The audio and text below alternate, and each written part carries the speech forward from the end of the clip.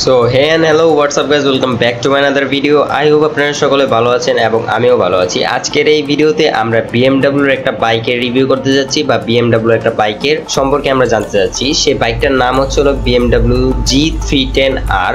এই বাইকটা একটা 310 সিসির বাইক, সেক্ষেত্রে আশাই করা যেতে পারে একদিন না একদিন হয়তো এই বাইকটা বাংলাদেশে আসবে। তবে কোন দিন আসবে সেটা আমি বলতে পারি না, কেননা বাংলাদেশের লোকদের মধ্যে BMW বাইকের প্রতি আগ্রহটা তেমন একটা নাই। গাড়ির প্রতি যদিও আছে, BMW বাইকের প্রতি তেমন একটা আগ্রহ বাংলাদেশের মানুষের মধ্যে আছে কিনা আমি জানি না। যদি থেকে থাকে সেক্ষেত্রে অবশ্যই কমেন্ট করে জানাতে পারেন। যাই হোক, আমি বেশি কথা বাড়াবো না, ডাইরেক্ট ভিডিওর মেইন টপিক নিয়ে কথা বলবো। বাট ভিডিওর মেইন টপিকে যাওয়ার আগে আপনারা যারা এখন আমার চ্যানেলটিকে সাবস্ক্রাইব করেননি, সাবস্ক্রাইব করে দিন ভাই। দেখেন, সাবস্ক্রাইব কিন্তু ফ্রি করতে কোনো টাকা লাগে না, যেহেতু সাবস্ক্রাইব করাটা ফ্রি হয় তাহলে দেরি কিসের, এখনই।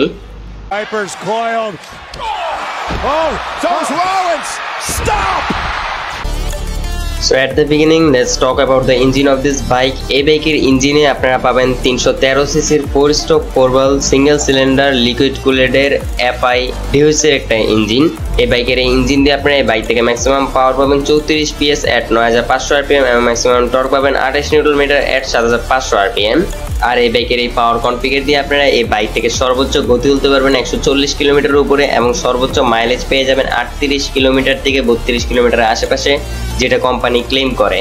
ইঞ্জিনের পর এখন কথা বলি এই বাইকের টায়ার এবং ব্রেক নিয়ে। সো এই বাইকের ফ্রন্ট হুইলে আপনারা পাচ্ছেন 110/70 সেকশনের টায়ারের সঙ্গে 300 মিলিমিটারের ডিস্ক উইথ ABS এবং রেয়ার হুইলে আপনারা পাচ্ছেন 150/60 সেকশনের টায়ারের সঙ্গে 240 মিলিমিটারের ডিস্ক উইথ ABS। অর্থাৎ এই বাইকে আপনারা ডুয়েল চ্যানেল ABS পেয়ে যাচ্ছেন। আর ডুয়েল চ্যানেল ABS থাকলে একটা বাইকে কি কি সুবিধা পাওয়া যায় সেটা তো আপনারাই আমার তুলনায় ভালো জানেন।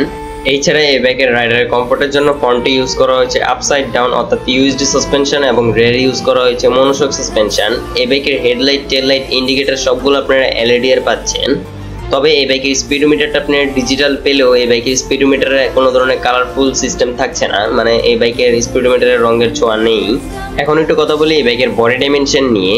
এই বাইকের লেন্থ 2005 মিলিমিটার, হাইট 1080 মিলিমিটার এবং সিটেড 785 মিলিমিটার। এই বাইকের ওজন গিয়ে দাঁড়ায় 158 কেজি এবং এই বাইকের ফুয়েল ট্যাঙ্ক ক্যাপাসিটি 11 লিটার। এই বাইকে আপনারা স্প্লিট সিট পাচ্ছেন না, একদম ফুললি একটা সিট পাচ্ছেন, যেটা আসলে এই বাইকের লুকসটাকে খারাপ করেছে বললেই চলে, কেননা স্প্লিট সিট থাকলে বাইকের লুকসটা আরেকটু সুন্দর দেখা যেত।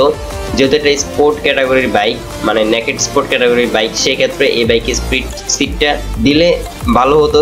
তবে যে দেয় নেই, যেহেতু কোম্পানিদের এটা আলাদা কোনো বিষয় আছে এই ব্যাপারে। যাই হোক, এখন আমি হলো এই বাইকের প্রাইস নিয়ে কথা বলি। এটা ছিল বাইকের স্পেসিফিকেশনের বিষয়, এখন এই বাইকের প্রাইস নিয়ে কথা বলি। ইন্ডিয়াতে এই বাইকের প্রাইস 2,90,000 রুপি থেকে শুরু করে 3,20,000 রুপি পর্যন্ত হয়ে থাকে। এই বাইকের প্রাইস এক এক জায়গায় এক এক ধরনের প্রাইস ইন্ডিয়াতে এই বাইকটার। তবে বাংলাদেশে যদি এই বাইকটা আসে সেক্ষেত্রে এই বাইকটার প্রাইস 6,50,000 টাকার উপরে হবে। এটা একদম লিখে রাখেন, 6 লক্ষ টাকার উপরে হবে, যে এটা লিখে রাখেন, ঠিক আছে। 6,50,000 টাকা যদিও বেশি মনে হচ্ছে, তবে 6 লক্ষ টাকার উপরে হবে, কেননা যেহেতু BMW কোম্পানির বাইক। আর দ্বিতীয়ত হলো এই বাইক কিনবে কিনা বাংলাদেশে কোনো কেউ সন্দেহজনক, ঠিক আছে। 310 সিসির বাইক, জানি না আসলে কিরকম হবে। যাই হোক, এই ছিল আজকের এই ভিডিওটা যদি ভালো লাগে তাহলে অবশ্যই কমেন্ট করতে ভুলবেন না। আর যদি একটু বেশি ভালো লাগে তাহলে যা করতে হবে সেটা আমি বলবো না, সেটা আপনারা আমার বিপ্লব ভাই বলবো। বিপ্লব ভাই বলেন। एक तो लाइक और शेयर ठोक दीजिए, महाकाल का दबा के लाइक और शेयर ठोक दीजिए, 5,000 लौटे दिख जाना चाहिए।